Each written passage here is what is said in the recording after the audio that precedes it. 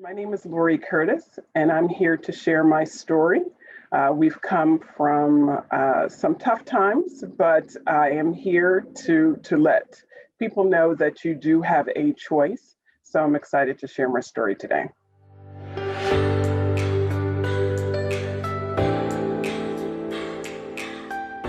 Thank you, Laurie. I really appreciate that introduction. And before we dive into your story, what do you think people's first impression of you is? Oh, well, you can't tell. I am actually 6'2". So yes, I'm 6'2". So some people can be a little intimidated just by just my stature. But I think most people see me as someone who is extremely serious, which I am, even though I'm the youngest in my family. I am probably a little more on that serious side. 6'2"?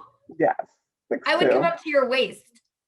Yeah, oh, yeah, okay. I'm So 5'4". I mean, I'm exaggerating, but we would look adorable walking down the street together, though. absolutely. Tell me what you were referring to in your introduction. Sure. I would say just a couple of weeks after my 40th birthday, I get a knock at the door, a phone call initially, and then a knock at the door that my husband was killed in a robbery attempt. So at the time, again, I just turned 40, and actually, it was a week after our 14th wedding anniversary. We had two kids. My son was 13 at the time, daughter was 8. And my daughter had some special needs. So I had to figure out what I was going to do at this point in time to figure out where do I go from now? And that was just really difficult. I had my family. I've been in church all my life. So I've practiced my faith. And I all sort of looked at it as, okay, you've been in church, you've been reading the word, you've been hearing the word for years. So how are you going to handle this situation? Not knowing what to do, I had to raise a son. In his teenage years, he was getting ready to go into the 8th grade. And then my daughter has special needs. She has a seizure disorder, and she's on the autism spectrum. So I had a lot going on and trying to figure out, okay, Laurie, where do you go from here? And for me, it was a choice. I chose, okay, I'm just going to put my head down, move forward, and just really pour into my children to make sure. I was most concerned about my son, just being an African American male. I didn't want him to grow up angry. And I just wanted him to be the best that he could be. So I tried to be the best example, so that he can get on the right path. He was always on the right path, but I didn't want him to stray away because my husband was gone. So I just immersed into the church programs, sports for him. I wanted male role models around him just to show him, as a woman, I can't show him how to be a man. So I had to reach out and trust that the men, the friends, family members in my life could step into that role for my son. And then my daughter was young enough that I'm not sure how much she remembers. It was just, now there's only me, what's going to happen 20, 30 years down the road as she continues to get older. And what I also didn't want to do is make my son responsible for my daughter. I wanted him to live his life. So I really put everything on hold. And I'm okay with that. I am 100% fine because I've raised some great human beings, and I am super proud about that. It was a struggle. It wasn't always easy. I had to do things for myself. I had to, and that was tough. But I always had my friends. I always had my families who would stand in the gap to pray for me, pray with me, pray for me, and of course, my family. And that's really what allowed me to get to this point. And I'm at a point in time in life where I'm trying to now figure out what Laurie wants to do and kind of moving forward with that. I don't have I have to calm myself for a moment.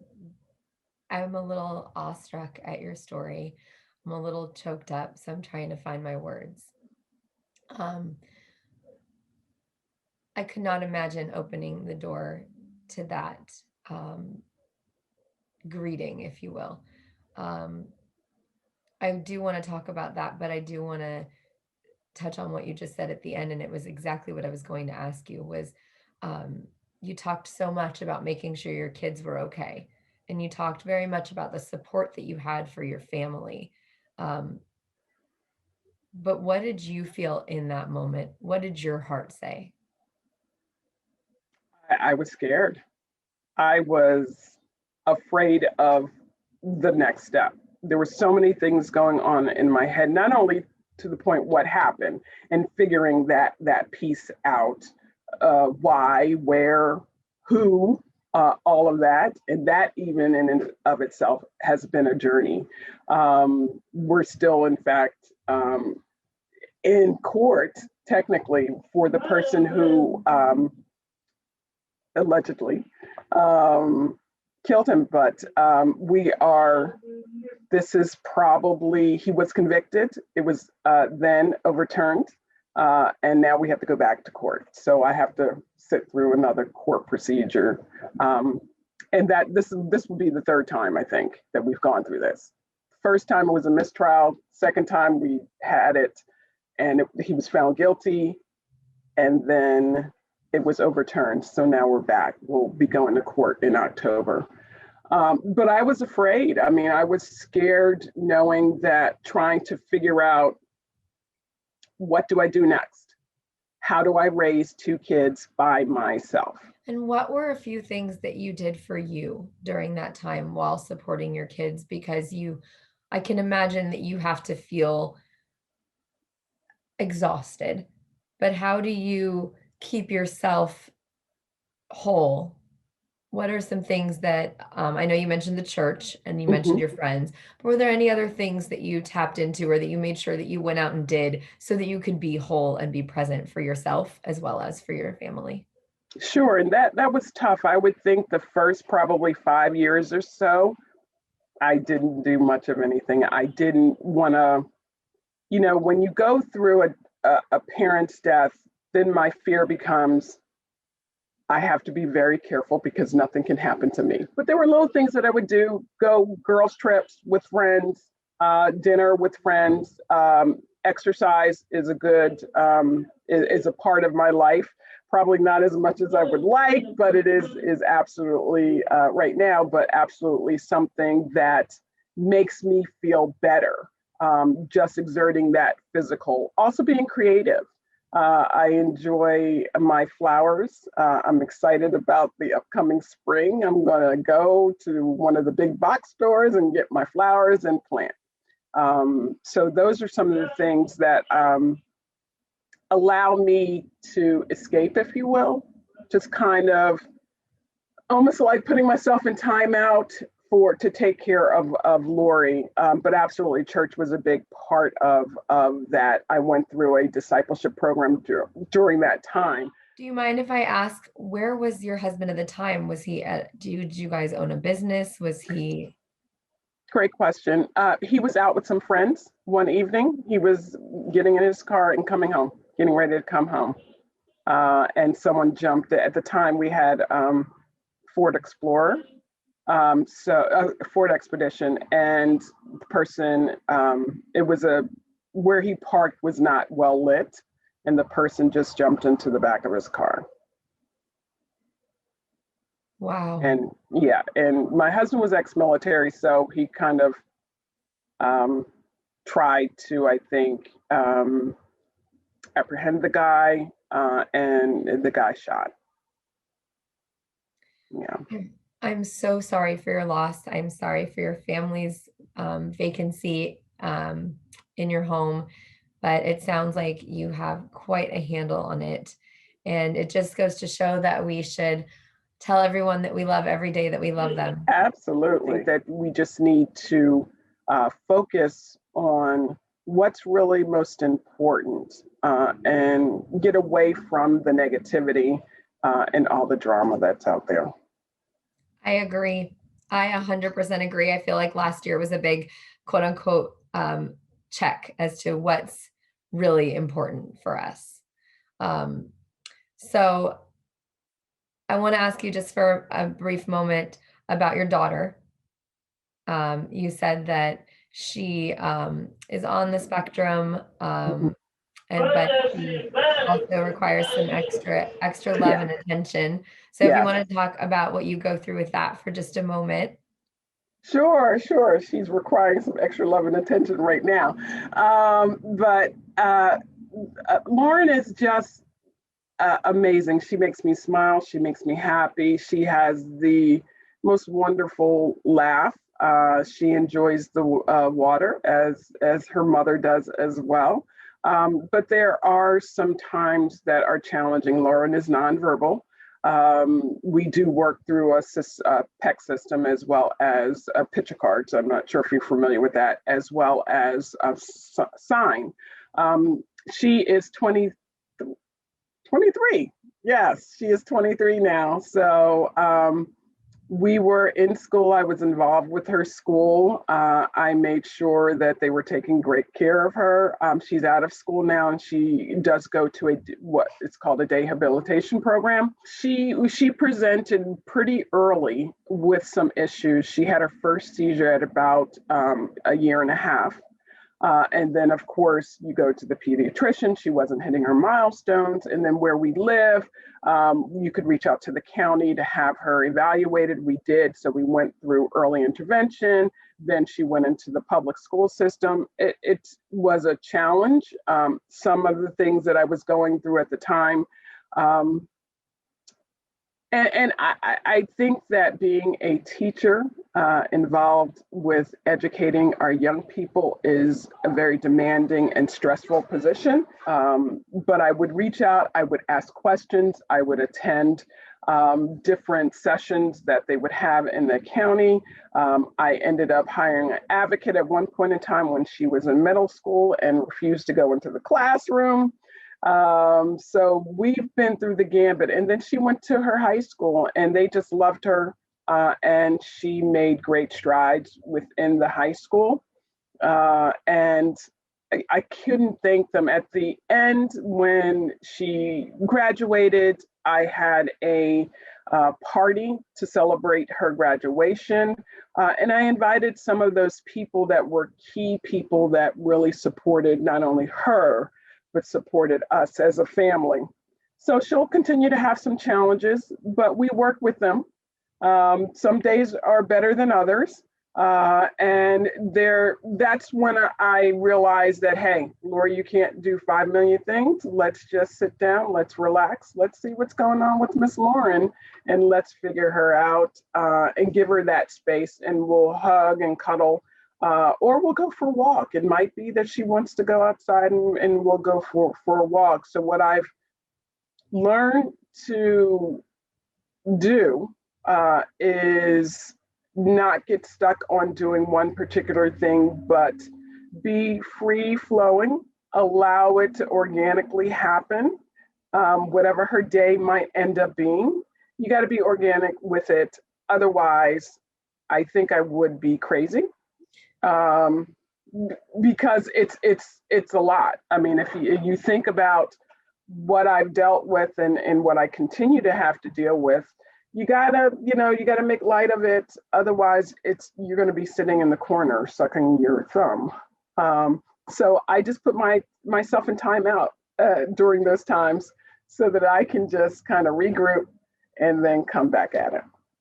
Well, that's a big thing too, when you feel overwhelmed, to just take a step back and to just breathe and to take a moment for yourself. Sometimes we only have 20 seconds, 30 seconds. Sometimes we only have 2 or 3 minutes. We may not have a whole hour for self-care, but just to take that moment and to make sure you get it so that you can reset for that day.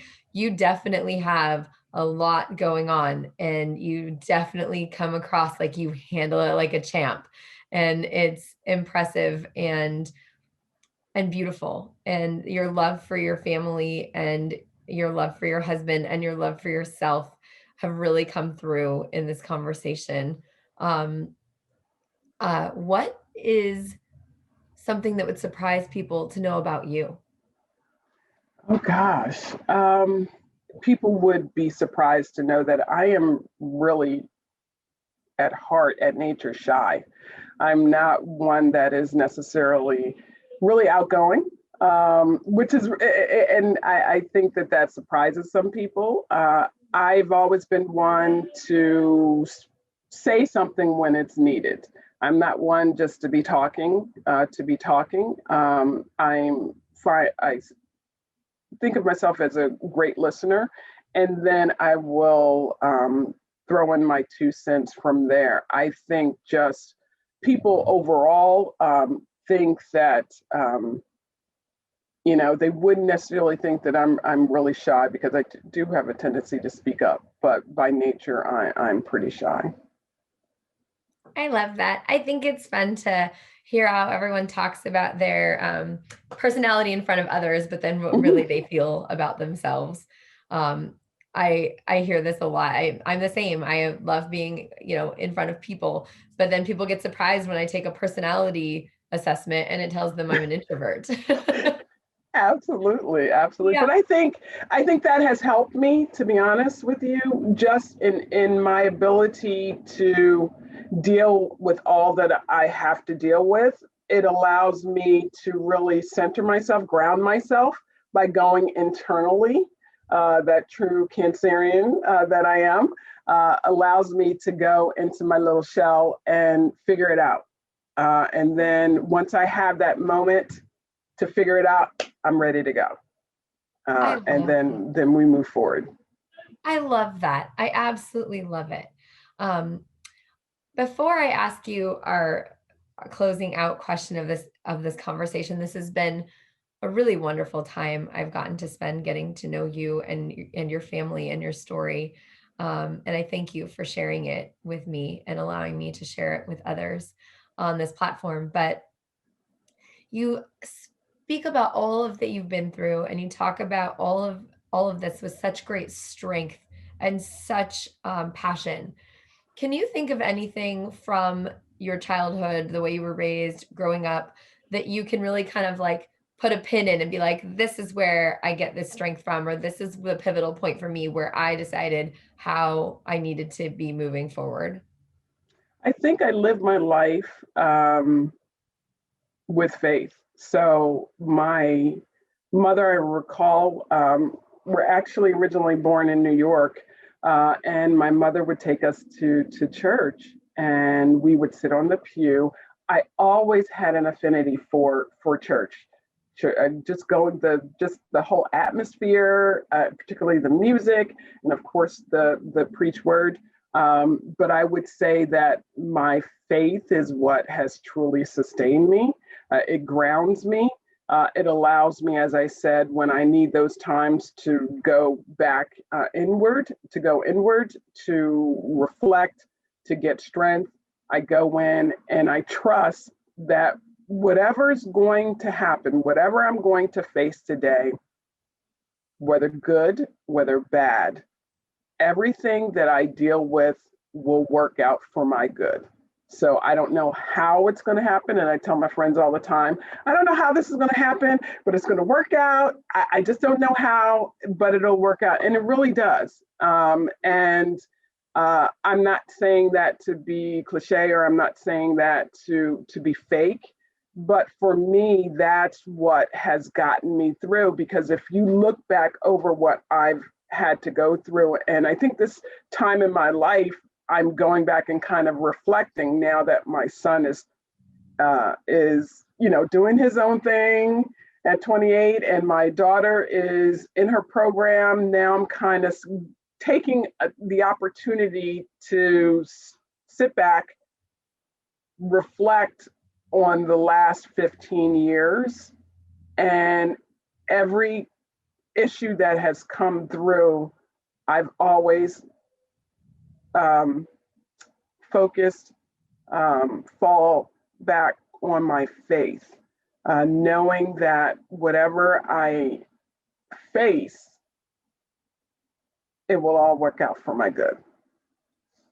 Such a positive outlook, and so so nice to hear. I just love your thought process, and there are definitely some amazing things I'm going to take forward with me in this conversation, and remind myself when I am faced with something that seems tough for me. I can definitely draw on some things that you said. So thank you very much.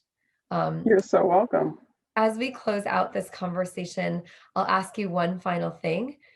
Sure. As you are out in your community, taking walks with your daughter, going to church, if you have the opportunity to hold up a sign that just says one thing about Laurie, what would you want people to know? Um, One thing about me, I love my family. I love my kids. I am so blessed to have a 28-year-old son who actually wants to hang out with his mother. And I recognize that that doesn't always happen for some. So I am just in love with them. I let them do their own thing, but they are truly the fruit of my labor, and I labored. And it's nice now to see that the fruit is ripening and is ready to go.